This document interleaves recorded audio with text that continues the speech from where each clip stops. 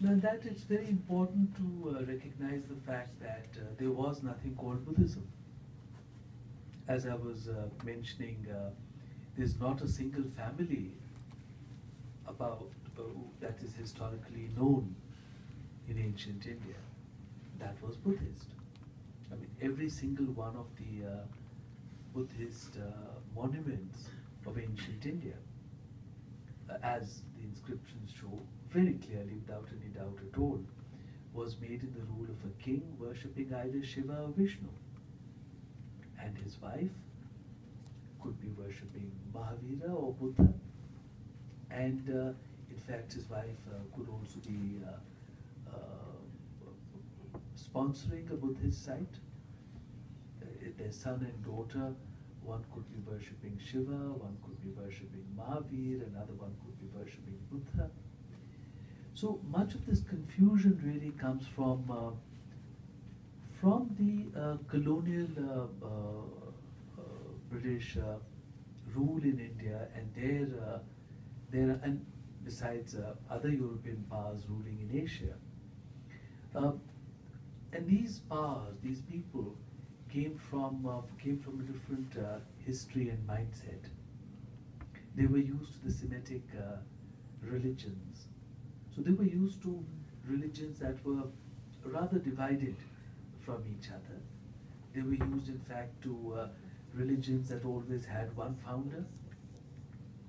So they were also constantly looking for the founder of a religion. They were used to religions which had a book. So they were constantly looking for a book of the faith.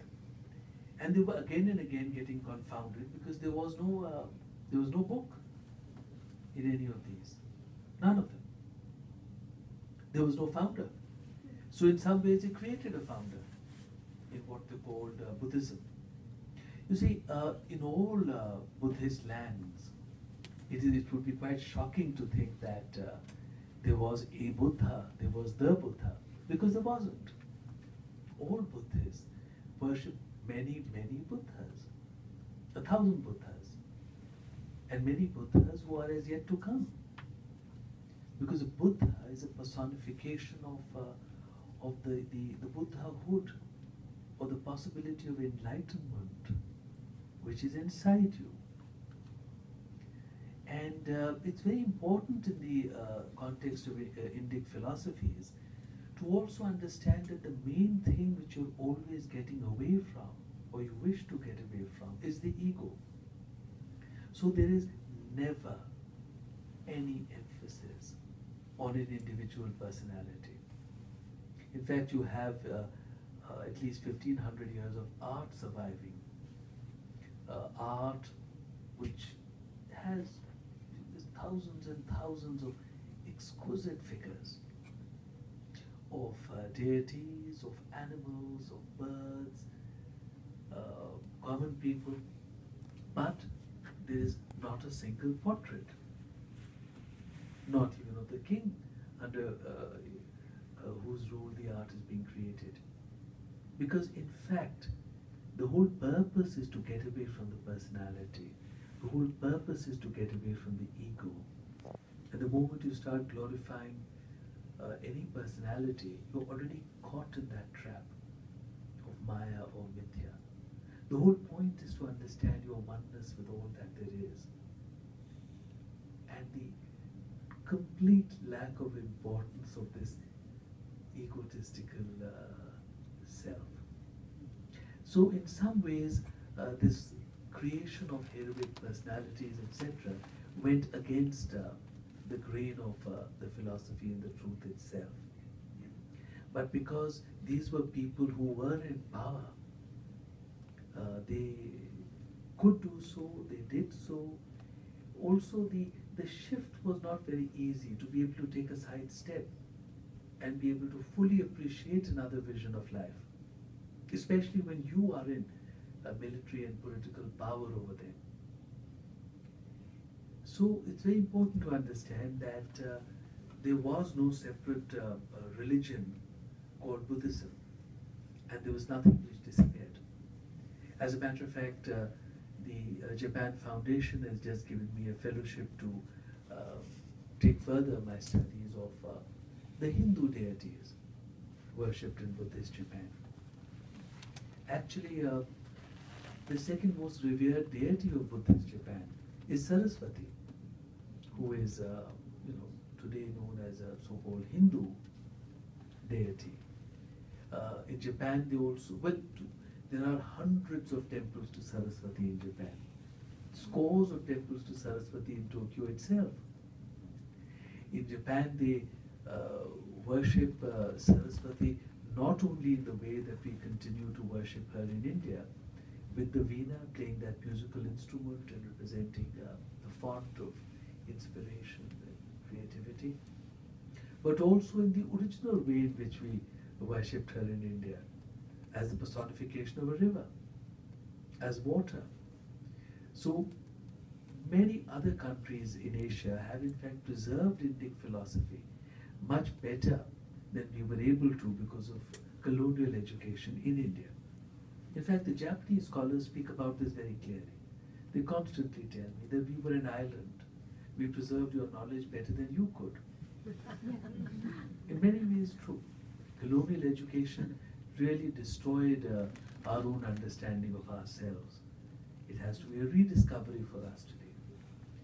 Talking about Saraswati, Washington DC has a 16-foot high, beautiful statue of Saraswati presented about 1 year ago by who? By the Islamic Republic of Indonesia.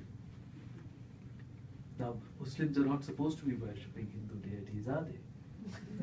But it's very important to understand that Saraswati is not a religious Hindu goddess. There was nothing religious in India. These are concepts. These are beautiful concepts. They are great ethical concepts.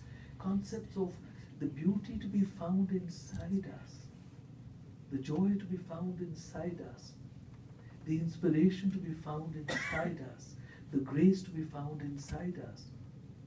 And the Muslims of Asia, as you can see, in the case of Indonesia here, fully appreciate all these ethics and beauty as much as anybody else does. As a matter of fact, the Muslims of Indonesia celebrate the Ramayana more often and with more gusto than we do in India. With Muhammad so-and-so playing, Ram and Razia playing Sita, etc. So somewhere we have to get back to true knowledge. I can go on with examples, by the way. Indonesia itself, they have a bank note which has Ganesha made on it. If I start telling you examples in Thailand of the king considering himself Vishnu, and the most fashionable street crossings of Thailand having so many statues of so-called Hindu deities which are in daily worship by so many Buddhists, or the fact that the Bangkok airport has perhaps the largest contemporary statues of Hindu deities in the world. It is endless. And the whole thing is today found confusing only because we've begun with the confusion by creating religions which did not exist. So let's get back to it. Let's see Rama, as Rama who rules in Thailand today, as, if a ruler is ruling according to a certain form of ethics, then he is Ram. And the importance of ethics, which the contemporary world has entirely forgotten. We are living in a world so full of hypocrisy. We keep ideals for discussions at universities. But do we, as countries, as societies, on a daily basis, do we really live ethically?